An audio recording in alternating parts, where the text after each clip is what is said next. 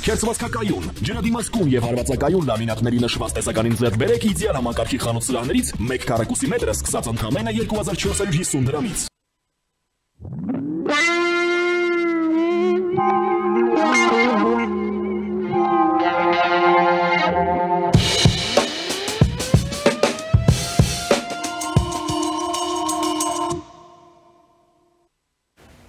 Շարունակում ենք մեր թողարկումը, առաջին լրատվականի եթերում կրկին Մեհրաբյան օնլայնն է, ես Ռուբեն Մեհրաբյանն եմ։ Մեր տարածաշրջանը, որ փոփոխվում է, ընդ որում փոփոխվում է եւ փոփոխվելու է դեռ որոշ ժամանակ էլ անշրջելիորեն, դա ակնհայտ է դառնում, եւ այս ամենը իհարկե չի կարող չանդրադառնալ նաեւ մեր տնտեսության, գործունեության տրամաբանության վրա, արտաքին տնտեսական քաղաքականության վրա,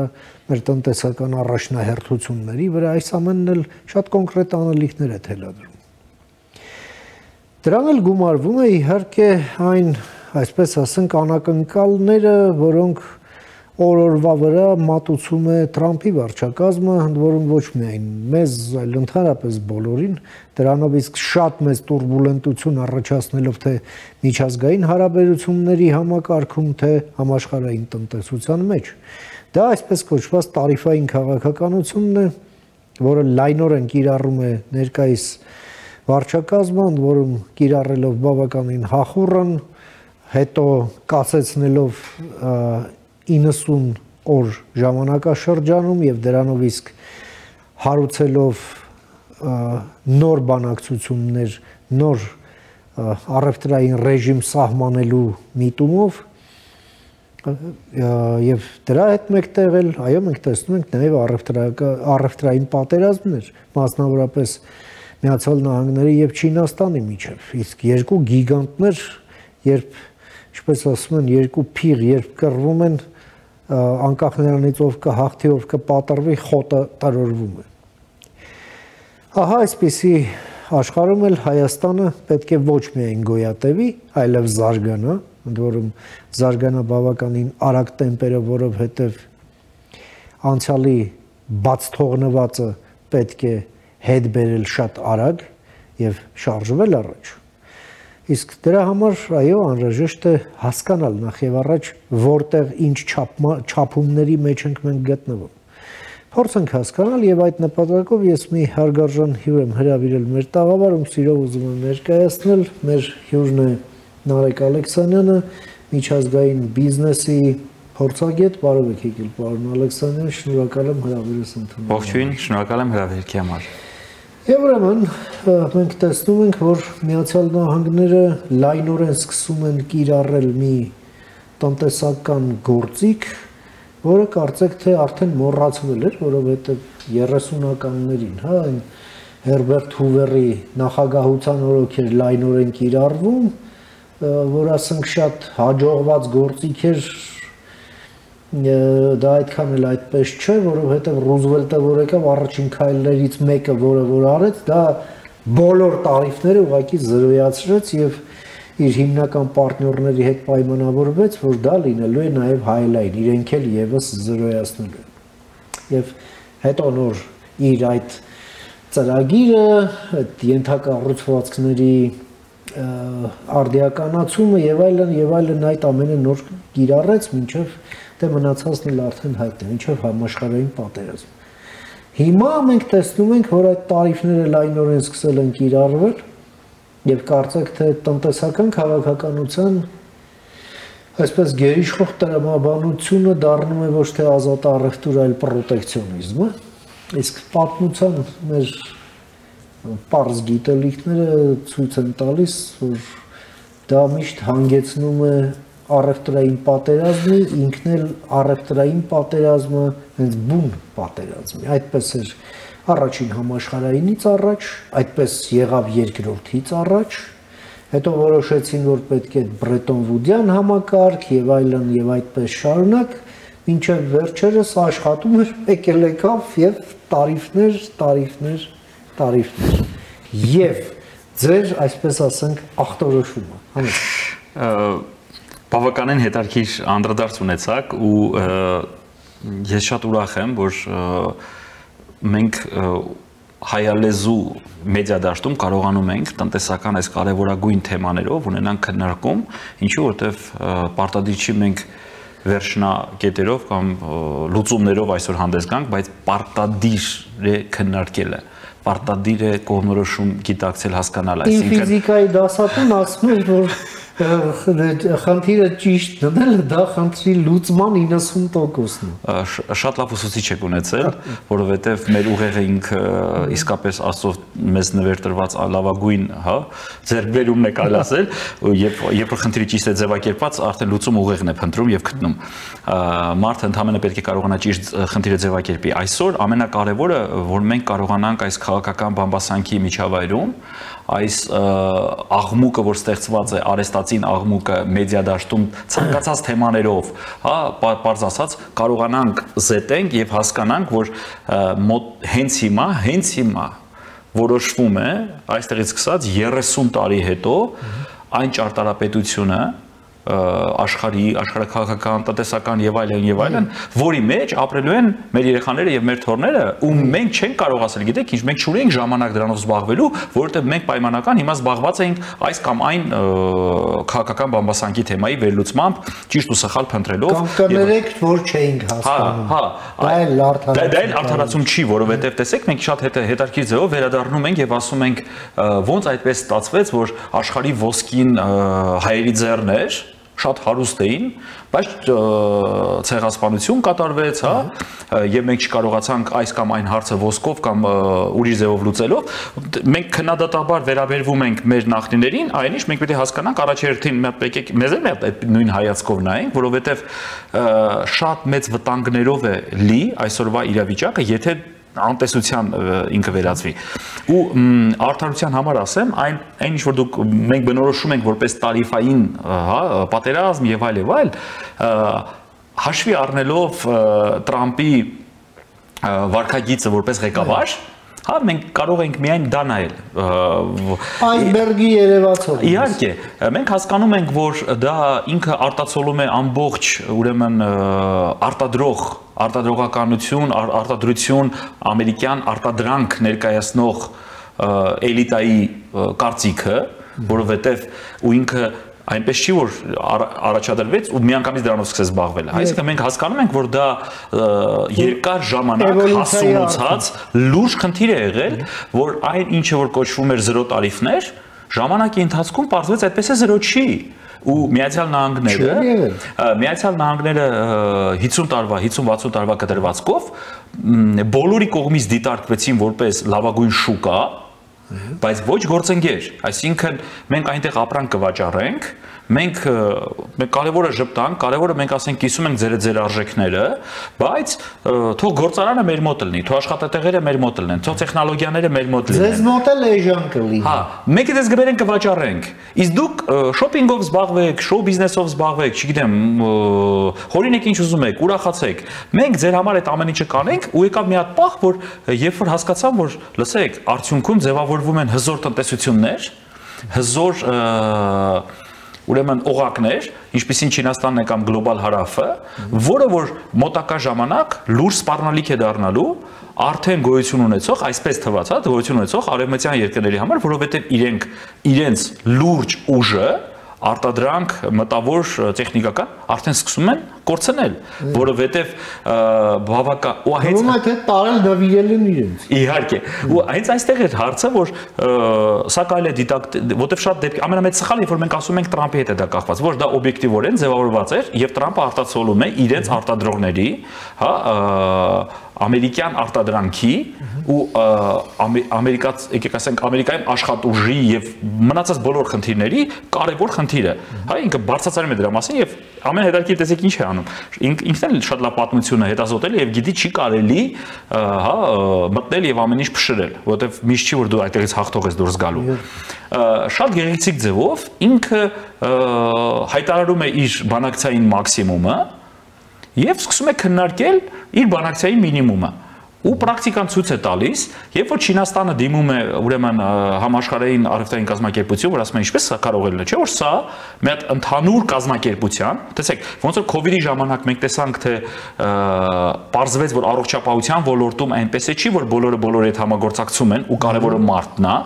հստակ մենք դա զգացինք, որովհետև վակցինաները սկսեցին արտադրել մի երկրում ու պարզվեց կոնկրետ կորպորացիայի շահը կամ պետության շահը ավելի կարևոր էր, քան ընդհանուր մարդկային շահը։ Շատ հստակ ձևերով ինչ որ բաներ վակցիաներ այստեղ գնացին, ինչ որ եւ այլ։ Նույնը ինչ որտեղ չէ։ Չասավ, շատ մենք տեսանք այդ ցինիզմը, հա, որը միջև այս մեզ մատուցվել էր, որ 21-րդ դարում մարդակենտրոնը եւ մարդն ամենակարևորը։ Կովիդը դա բացեց եւ երևաց այդպես է չի։ Նույնը այստեղ երևաց, որ մենք ունենք համաշխարհային առևտրային կազմակերպություն, որը առաջինը պետք է զանգախփել, ասել, այսինքն, ժողովուրդ արդեն մենք պայմանավորվել ենք, որ տարիֆներ չկան, պրոտեկցիոնիզմ չկա, շուկաները զարգանում են համահունչ, գոյություն ունի ուրեմն շղթաներ իրար հետ կապված ու պարտադիր չի նույն ապրանքը, արդեն այն աստիճանի ինքը բարդ եւ բազմաշերտ է, որ չես կարող ասել նույն iPhone-ը ինքը որ երկրի արտադրանքն է։ Ու հետեւաբար սա կբերի լուրջ խնդիրների։ Ու երբ որ Չինաստանը դիմում է բողոքով որ հարգելի կազմակերպություն, իսկ կարող է դուք իշոք քայլեր անեք, արևմտյան բոլոր երկրները Չինաստանին թողում են այդ հարցում մենակ, լինելով նույն թիրախում Միացյալ Նահանգների կողմից։ Սա ինչ է մեզ ասում, որ այս ամենը ընդհանրապես բանակցային process-ի մեկնարկի մասին է, եւ Միացյալ Նահանգները նպատակ ունեն երկարաժամկետում լուրջ գիտահեն ուրեմն արտադրությունը եւ տնտեսությունը տեղափոխեն նորից Միացյալ Նահանգներ, որպեսզի կարողանան երկարատև ապահովել իրենց պետության կայունությունը եւ առաջնահերթությունը, հա, աշխարհում, մեր խաղը որպես փոքրիկ երկիր, հա, շատ կարևոր է, որ մենք բացի նրանից, որ ինչ-որ բաներ տեսնում ենք, մենք պետք է հասկանանք մենք ինչ ենք անում։ Երբ որ ամբողջ աշխարհը այսօր գնացել է, ինչպես ճիշտ մատնանշեցիք, հա, պրոտեկցիոնիզմի ճանապարհով։ Մենք ինչ ենք անում։ Մենք ասում ենք, գոյություն չունի հայաստանյան արտադրանք, հայաստանյան արտադրող, մենք խաղալու ենք շուկայական հարաբերություններ։ Այսինքն մեկնարկվել է ճգնաժամային իրավիճակ, տնտեսական ճգնաժամային իրավիճակ, որտեղ շատ հստակ պետք է գործեն հակաճգնաժամային միջոցներ, ու ամենակարևորը ամեն ինչ պետք է արվի, որպեսզի պաշտպանվի հայաստանյան միջին բիզնեսը, սա շատ կարևոր պահ է, որովհետև խոշոր բիզնեսը պարտավոր է այս ամեն ինչը տեսնել, հաշվարկել, որտեղ ինքը ունի ռեսուրս։ Խոշոր բիզնեսը դրան պետք է պատրաստ լինի։ Փոքր բիզնեսը, եթե նույնիսկ փակվի, չեմ ուզում մի քիչ ցինիկ այդ ամեն ինչը հնչում, դա լրիվ նորմալ է։ Ամենակարևորը 7-ից արդեն 5-ից 7 տարի գոյություն ունեցող միջին բիզնեսը լուրջ շրջանառությամբ ու աշխատատեղերով կամ շղթայի մեջ արժեք ստեղծող շատ կարևոր ոլորտերում մի քանի պարամետրներ կան, դրանք շատ կարևոր են, էլի դուրս բերել, իրենք պետքա լինեն այսօր պետության ուշադրության կենտրոնում, որովհետև շատ դեպքերում իրենց ռեսուրսը կարող է չհերիքի, որպեսզի պահի տակ վերլուծական աշխատանքը գլոբալ ճիշտ կատարվի, հա, ճիշտ կարողանան շղթա կառուցեն, որովհետև լոգիստիկ շղթաներ են հիմա փոխվելու։ Տեսեք, բաց է ստեղծվել, հա, Միացյալ Նահանգները բոլոր երկրներին արդեն հրահանգել են, որպեսզի իրենք վերանային իրենց հարաբերությունները Չինաստանի հետ, հակառակ դեպքում տարիֆների դեպքում իրանք քննարկում չեն ունենալու։ Հետևաբար նշանակում է, որ մենք առելի մեծ քանակությամբ ապրանք Չինաստանից բերում էինք, որպեսզի նպաստենք մենք արտադրեինք մեր սեփական ապրանքը, չէ՞։ Հետևաբար այդ ապրանքը ուներ պայմանական X գին, որովհետև ինքը գալիս էր ընդհանուր ապրանքի մեջ։ Եթե դա ուղիղ միայն Հայաստան է գալու, կամ այդ խմբականակը ուրիշ ճանապարհով է գալու, կամ պակասելու է, նվազելու է եւ այլ, դա ինքնարժեքի վրա ազդեցություն է ունենալու։ Եվ հակառակը, հա, մեծ քանակությամբ հումք ունեինք, որը որ հանքանյութ եւ այլն, որը որ սպասարկում էր աշխարհի գիգանտ խաղացողների համար տնտեսական խաղը, հա, եկեք ասենք, իր հետ է կախված հեսա փոփոխությունա լինելու։ Այսինքն թե մակրո մակարդակում, թե իշնենք արդեն բիզնես մակարդակում, շատ կարևոր է, որ նախ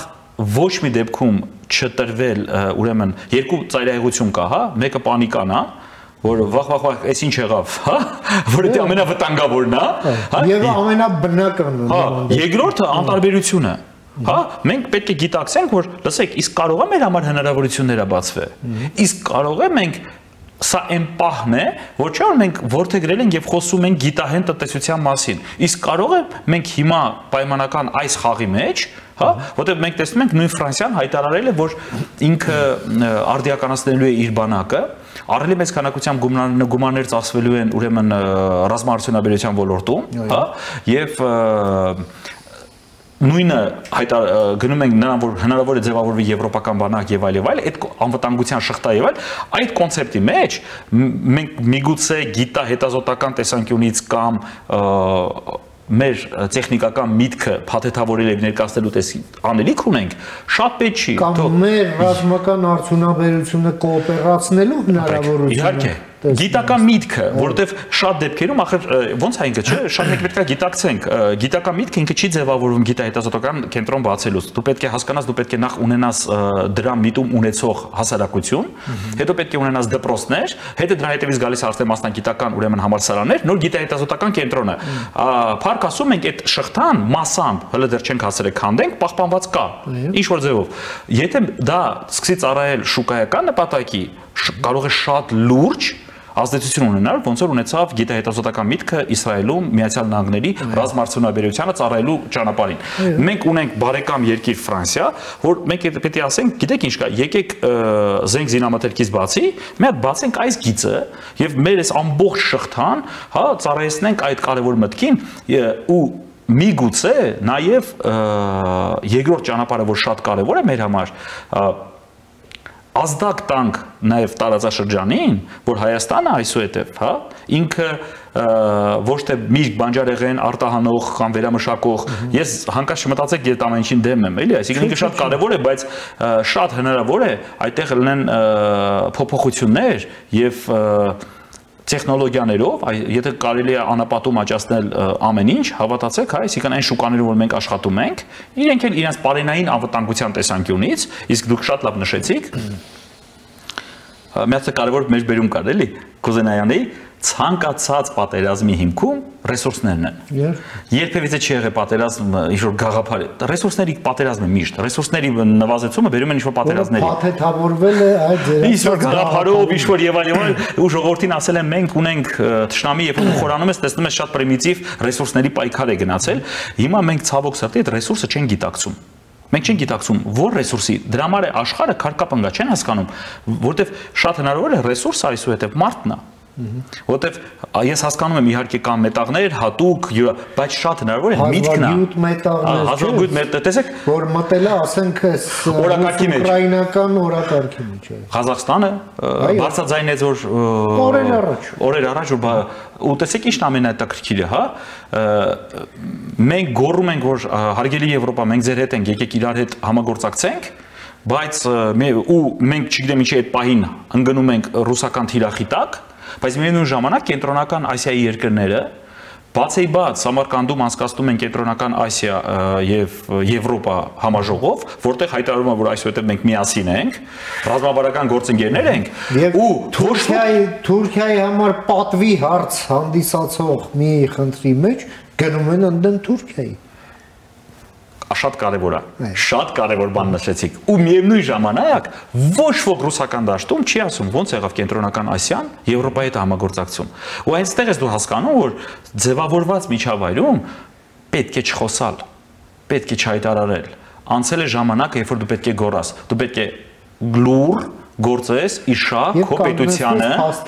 այո, քո պետությանը, քո ժողովրդին, քո արտադրողին, որովհետև մենք այսօր օր առաջ պետք է ինվենտարիզացիա անցկացնենք եւ հասկանանք Հայաստանի տնտեսության համար այսօր եւ վաղը պարինային անվտանգության տեսանկյունից եւս։ Ես հենց այն չասեցի պարինային անվտանգությունը, որովհետեւ շատ երկրներ այսօր տեսնում են այդ վտանգը, ուրեմն պատերազմի եւ պարինային անվտանգության տեսանկյունից նախաձեռնում են իրենց մոտ գյուղմթերքի արտադրությունը եւ վերամշակումը, որը առաջ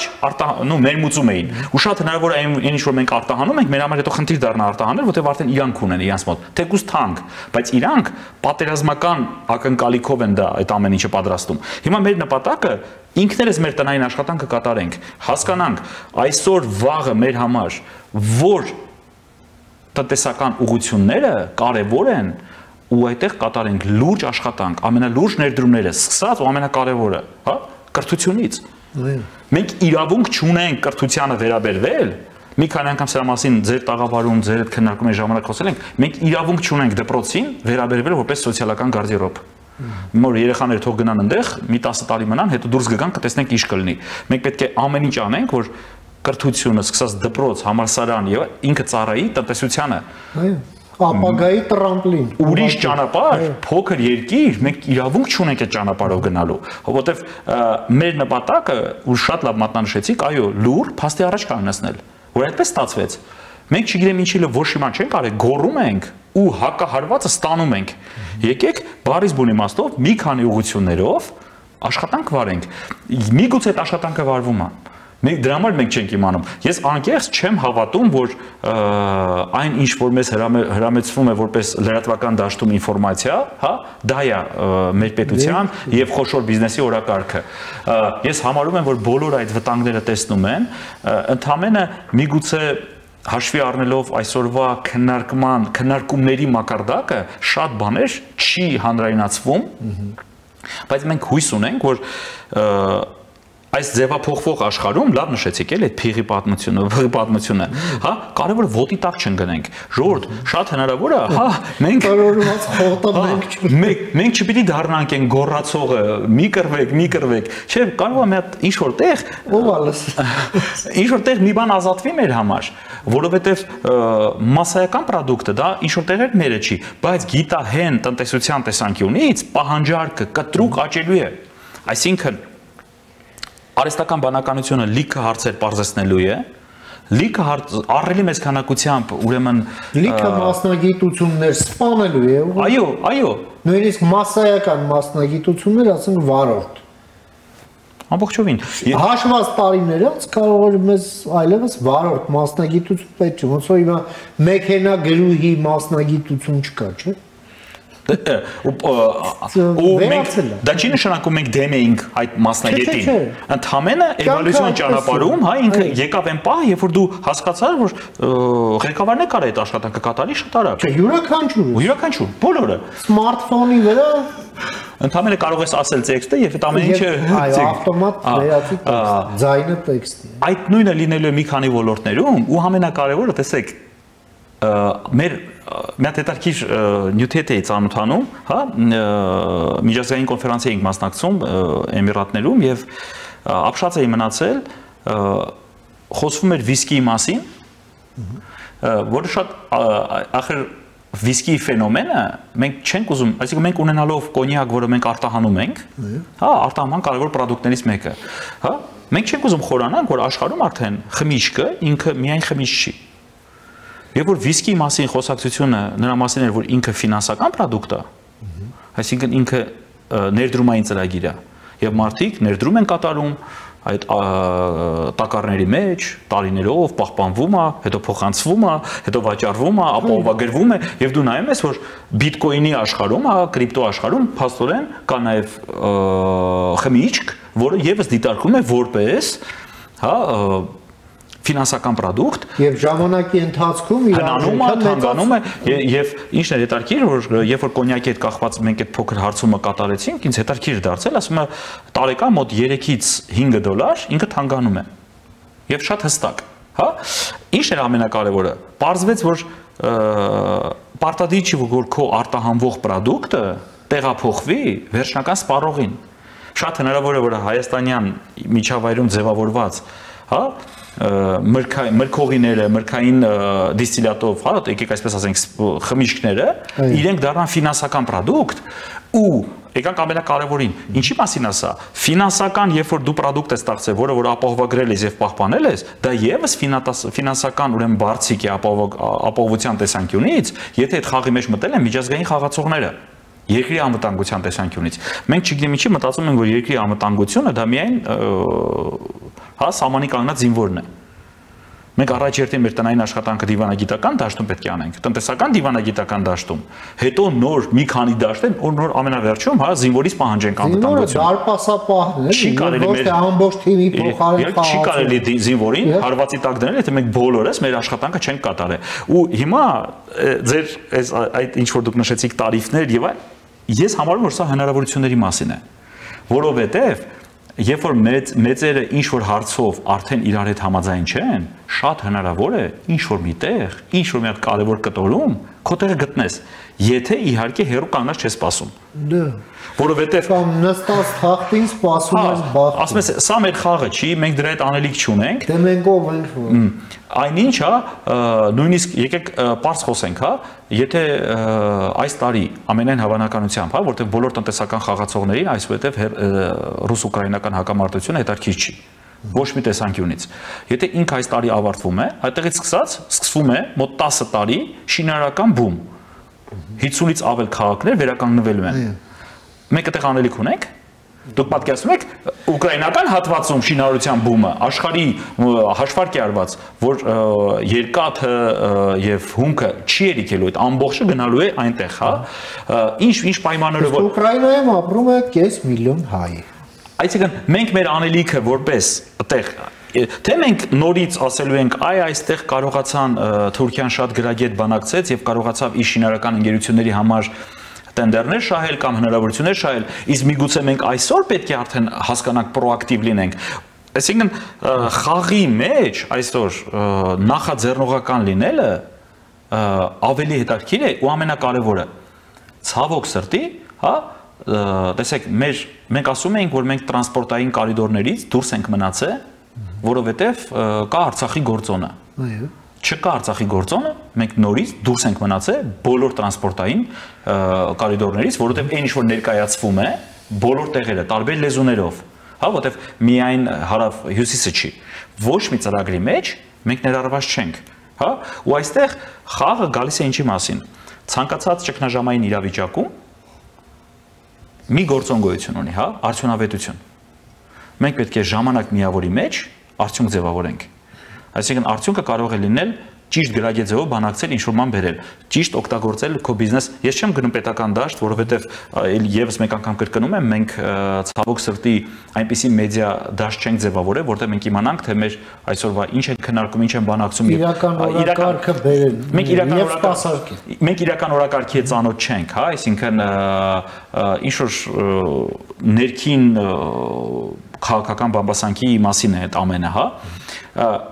Բայց շատ կարևոր է հասկանալ մեր բիզնեսի ռեսուրսները օգտագործվում են, ամբողջ իր ռեսուրսային բազան օգտագործում է թե ոչ, որովհետև չէ որ բիզնեսը եւս ինքը փափուկ ուժ է։ Ինքը արդեն պայմանագրեր ունի, ինքը աշխատում այդ երկրում, ինքը գործընկերներ ունի։ Մենք այդ ամենը հորիզոնական կապ է ստեղծում, այ էքսպերտային մակարդակ։ Մենք ունենք մասնագետներ, մենք ունենք բժիշկներ, մենք ունենք գիտնականներ։ Այդ էքսպերտային դիվանագիտությունը մենք օգտագործում ենք ինչ որ միտեղ, որովհետև ես եւս մեկ անգամ ուզում կրկնեմ, համարում եմ, որ հիմա լուրջ հնարավորություններ են բացվել, հա, գիտահեն ուրեմն տնտեսության երկարատև հիմքեր դնելու համար, որովհետև պահանջարկը դրանն է։ Իդեպ հիմա այս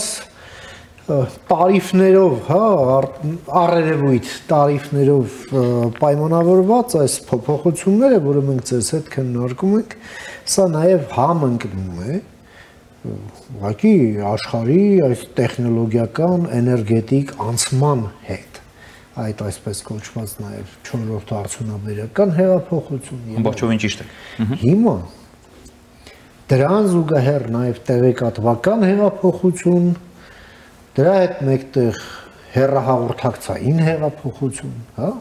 աֆրիկյանն հետամնաց ամենամարգինալացված հատվածներում այսօր աշխատում է նույն կապը, նույն որակի, ինչպես ասենք, այստեղ կամ այստեղ էլ այնպես ինչպես Եվրոպայում, ինչպես Ամերիկայում, մի քիչ այսքով, մի քիչ այնքով։ Այո։ Հիմա այս ամենը հաշվի առնելով մենք մնում ենք դրա սպառողը այդ տեխնոլոգիական անցման կամ հեղափոխության, թե մենք այդտեղ ունենք մասնակցություն։ Սա եւս կպայմանավորի ընդհանրապես մեր մասնակցությունը համաշխարհային տնտեսության եւ համաշխարհային կոոպերացիայի մեջ վաղվա աշխարհի։ Սրա մասին է խոսքը։ Մենք որ ռեսուրսի վրա մենք պետք է շեշտը դնենք եւ զարգացնենք, դարձնենք հիմք, հա, մեր շահերի ձևավորման եւ ձևակերպման եւ տանենք առաջ ըստ ձեզ, որ առավել շահեկան դա կարողանանք մեզ համար ապահովել, ինչպես դուք եք ասում, մի ժամանակաշրջանում, որը կանխորոշելու է պատմության հետագա ընթացքը առաջիկա մի քանի տասնամյակներին։ Իհարկե։ Շատ հետաքրքիր ուղղություն եք բռնում եւ այն ամբողջ գաղափարը ինչ վերաբերվում է տեխնոլոգիաներին, հետաքրքիր մոտեցումը նրա մեջ էր, որ ձեր խոսքի մեջ ես կուզեի մատնանշել այն կարևոր պահը, երբ որ այսուհետ աշխարհում, հա, շատ քիչ մարդիկ կարող են բողոքել, որ իրենք չեն ունեցել ռեսուրսներին, հա, ինֆորմացիոն կոնտենտային ռեսուրսին հնարավորություն փակել, այսինքն եթե մենք ասում էինք, որ սովորելով այս կամ այն համալսարանում դու պետք է դրա համար ապրես այդ երկրում, հիմա այսօր դու կարող ես ցանկացած նույնիսկ մեր երկրի ցանկացած հեռավոր համայնքից առցանց մտնես Հարվարդի գրադարան եւ կարդաս ցանկացած նյութ, եթե դա ձեզ քեզ հետաքրքիր է։ Այսինքն ու դրա համար քեզ պետք է պայմանական, եթե ծախսով հաշվենք 14 դրամ, հա, այդ ժամանակը։ Ուրիշ հարց թե դու այդ ժամանակը ինչի վրա ես ծախսում։ Ու այստեղ ամենակարևորը չի կարելի ուրեմն պիտակավորել եւ վիրավորել սեփական քաղաքացիներին այն առումով, որ մենք չէ որ տվել ենք այդ հնարավորությունները, բայց դուք տեսեք ինչով եք զբաղված, որ կայքերն եք մտնում, տեղեկատվական տեխնոլոգիաները ինչպես եք օգտագործում, եթե մենք ընդհանուր մեր երկրում չենք բերել կարգապահություն, հա, եւ բարձրացրել ուրեմն կրթության արժեքը։ Իսկ կրթության արժեքը ինքը բարձրացվում է այն դեպքում, եւս մենք անգամ կուզենամ կրկնել, երբ որ կրթությունը ծառայեցվում է տնտեսությանը։ Երբ որ մենք ուղիղ ճանապարհն ենք ցույց տալիս ու ամենակարևորը արգելում են կրթության ոլորտում անցկացնել կմահաճելի կամ ինչ որ միտեղ չաշխատած, բայց միգուցե կարելի է նաև փորձարկումները մեր սեփական երեխաների հանդեպ, որովհետև դա հզոր ապտակ է մեր ապագայի զարգացման համար։ Հələ մեծ, տեսեք, համաշխարհային բանկ անցկացնում է հետազոտություն եւ բացահայտում է, որ 3, եթե չեմ 3.5 տարի մեր երեխաները հենց այնպես են գտնվում դպրոցում, որովհետև 8 ամիս է, հա, տևում իրական կրթությունը։ Այսինքն 12 տարվա համակարգը ինքը իրեն այսօրվա դարաշրջանում չի արդարացնում։ Մենք դրա մասին այդ զեկույցը կարդում ենք, այդ զեկույցը ընկալում ենք, հասկանում ենք, բայց ոչ մի փոփոխություն չենք անում։ Հակառակ ուղղությունն ենք անում։ Ասում ենք եկեք դպրոցում կանխենք գիտելիքի մրցակցությունը։ Տեղը չթելադրելով ուրիշ բան, ասում ենք եկեք դպրոցում, թող երեխաները ոչ մի ձևով չստանան բացասական գնահատական ու կապ չունի իրանք սովորել են, չեն սովորել, ինչ 10-րդ դասարանում տանք իրանք ավարտական ուրեմն ատեստատը ու ասենք գնա դե հիմա գործատուն ու գործատուին էլ ասում ենք հետո երկրորդ քայլով գործատուին ասում ենք եթե դու քեզ չի բավարարում այսօրվա մեր կողմից ստեղծված, հա, հասարակության ուրեմն կրթված զանգվածը, ապա դու կարող ես դա ներմուծես դրսից։ Ու բողոքում ենք, ասում ենք Հայաստանում չկան ղեկավարներ եւ այլ եւ այլ։ Կադրերի սով եւ այլ եւ այլ։ Այդ ամենը խոսում է ինչի մասին, որ մենք հերատեսությունը անջատել ենք, մենք դուրս ենք եկել աշխարհի մրցակցային դաշտից ու ամենակարևորը, տեսեք, շատ լավ նշեցիք այդ տեղեկատվական ոլորտը, այս վերջերս հնչեց, որ միջազգային գիգանտը ինտերնետի տեսանկյունից արդեն այսուհետև Հայաստանում է, չէ՞։ Ես ընդհանրապես մոտ շատ հրաշալի նորություն է։ Մարդը պետք է, չգիտեմ, որտեղից լինի, որ չուրախանա։ Starlink-ի մասին է իհարկե խոսքը։ Հոյակապ, որովհետև ես դրան դիտարկում եմ որպես ներդրումային գրավչության տեսանկյունից բաղադրիչ։ Եթե քո երկրում կա պայմանական Starlink, եթե քո երկրում կա HSBC, եթե քո երկրում կա Orange, եթե քո երկրում կա միջազգային խաղացողներ, ապա քո երկիրը դու չպիտի դնես բացատրես, որ ներդրումների տեսանկյունից գրավիչ է։ Լավ երկիր է։ Որտեվ դու ուրիշի ընտրությամբ, մարկեր է, ուրիշի ընտրությամբ ապացուցված փաստ է։ Բայց երբ որ քո երկրից HSBC-ն դուրս է գալիս, դա խնդիր է։ Հետևաբար Starlink-ը երբ որ գալիս է, ուրախանում ես, որովհետև քո երկրի բրենդինգին, հա, շատ լուրջ ուժ է տալու դա։ Հիմա ուրիշ հարց էստեղ առաջանում։ Իսկ տեղեկատվական անվտանգության տեսանկյունից մենք ունեցանք չէ 20 թվականին այդ փորձը, երբ որ Հայաստանի տեղեկատվական բոլոր տեղեկատվության ոլորտում խաղացող բոլոր ընկերությունները, հա, կանգնեցին պետության կողքը եւ շատ հստակ կանխվում էր առելի մեծ քանակությամբ ուրեմն հիբրիդային պատերազմով թելադրված հոսքեր, կոնտենտ, կիբերգերոհներ։ լիքը բաներ, կանխվում էր, անջատվում էր եւ այլ։ Հարց, Starlink այդ խաղը մեր հետ խաղալու է։ Ոչ։ Ինքը միջազգային խաղացող է։ Ինքը խաղալու է իր խաղը։ Ու այստեղ իմ այդ հարց է առաջանում։ Իսկ միջազգային խաղացողին բերելուց ես հաշվի եմ առել այս մի քանի կարևոր հանգամանքը եւ այստեղ աշխատատեղեր ձևավորող միևնույն ժամանակ իրանց հանդեպ պահանջ դնեմ, որ ժողովուրդ կարակ դուք զարգանաք։ Տեսեք, էլեմենտար բան ենք ասում, չէ՞, մենք ասում ենք ոնց անենք, որ Հայաստանը ինքը դառնա հետաքրքիր գրավիչ, բայց մենք Հայաստանում հայալեզու կոնտենտ ենք գեներացնում, հա, որը որ հետաքրքիր է, եւս պայմանական 10 միլիոն հայերի արտասահմանում։ Իսկ մենք այդ ամենը մոնետիզացրել ենք։ Մենք դրել ենք ինչ-որ քայլեր, որպեսզի, հա, այնտեղ ձևավորվեն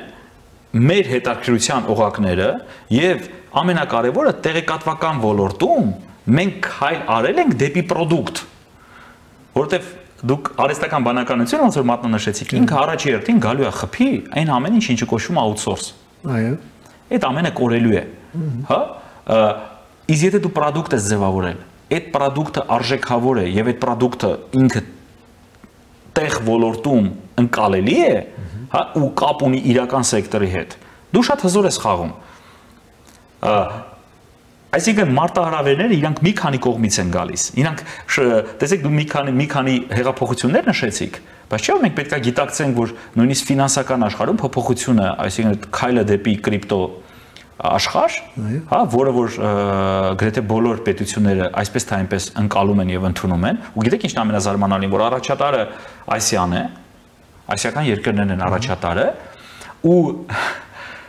բոլորը միաձայն խոսում են նրա մասին, որ զգուշավոր ու շատ դեպքերում իրենց երկրներին վնասող խաղ է խաղում Եվրոպան, որովհետև այդտեղ էլ է շատ կարևոր լինել առաջատարը,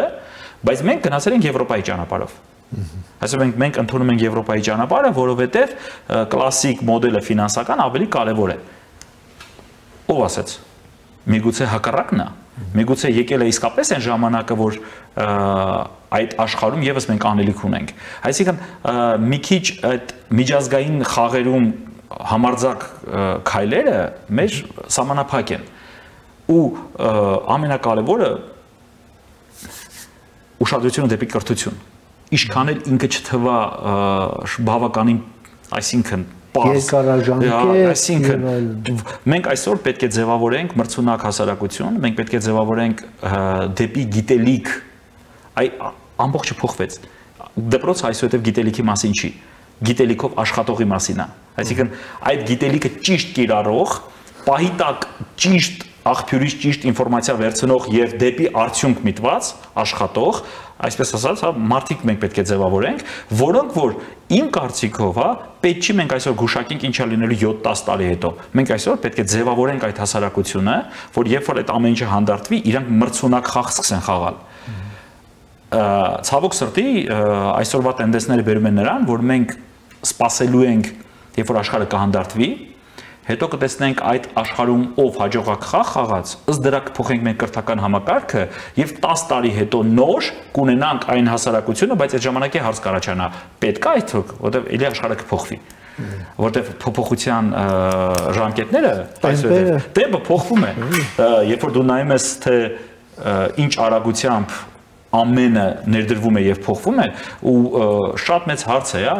այսուհետեւ կապիտալի տեսանկյունից, որ երկիրն է 10 տարի առաջ ոչ ոք չէր մտածում ապահովության տեսանկյունից, որ երկրներն են ամենակարևորը։ Այսօր արդեն դու տեսնում ես, որ վեկտորները ամբողջովին փոփոխվեցին։ Ինչ շատ շնորհակալ եմ, պարոն Ալեքսանյան, կարծում եմ անկախ ամեն ինչից նման թեմաներով քննարկումները դրանք հավելյալ խթան են ընդհանրապես որոշում ընդունող այդ համապատասխան ատյանների համար, սա եւս դարձնել իրենց ներսի քննարկումների առարկա, որովհետեւ իրոք որ ես լիովին համաձայն եմ, որ այսօր մենք ինչ կանենք եւ ինչ չենք անի, դա կանխորոշելու է մեր պատմության առաջիկա մի քանի տասնամյակը։ Եվ այդ նավակի մեջ մենք բոլորովս ենք։ Այո։ Մենք չենք կարող ասել, ես ուզում էի, ինքը չլսեց։ Այո։ Մեր թորները դա չեն ընդունել։ Մեր թորները դա չեն ընդունելու։ Շատ շնորհակալ եմ։ Ահա մենք լսեցինք մեր գործընկերոջը, բիզնեսի միջազգային բիզնեսի հարցերով փորձագետ Նարեկ Ալեքսանյանին իր դիտարկումները կապված աշխարհում տեղի ունեցող փոփոխությունների եւ ըստ այդմ Հայաստանում անելիքների հետ։ Կարդաթարից հետո կվերադառնանք, մնացեք առաջին լրատվականի հետ։